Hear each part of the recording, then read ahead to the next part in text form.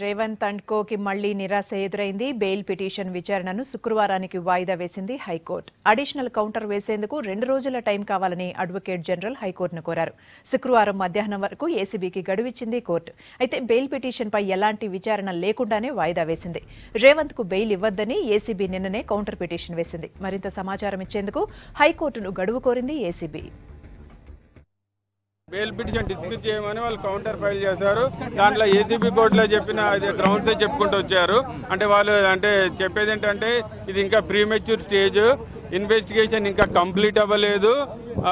More over Mattayya అతను absconding ఉన్నాడు. A4 Mattayya Jerusalem, A4 absconding ఉన్నాడు.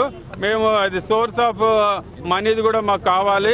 ఆ రీజన్స్ చెప్పుకుంటూ వాళ్ళు అది బెయిల్ పిటిషన్ డిస్మిస్ చేయమని మన మేజిస్ట్రేట్ గారి ముందు వాళ్ళు కౌంటర్ ఫైల్ చేశారు. మాకు సమయం కావాలని మండే వరకు వాళ్ళు మన మేజిస్ట్రేట్ గారికి టైం రిక్వెస్ట్ చేశారు వాళ్ళు తమ వాదనలు వినిపించడానికి. కానీ మన మేజిస్ట్రేట్ గారు లేదు మీరు మీ వాదనలు ఏదున్నా ఫ్రైడే వరకు కంప్లీట్ చేసుకొని మన మేజిస్ట్రేట్ గారు మన ఏజీ గారికి టైం ఇచ్చాడు. ఫ్రైడే రోజు బెయిల్ ఆర్గ్యుమెంట్స్ బెంచ్ మీద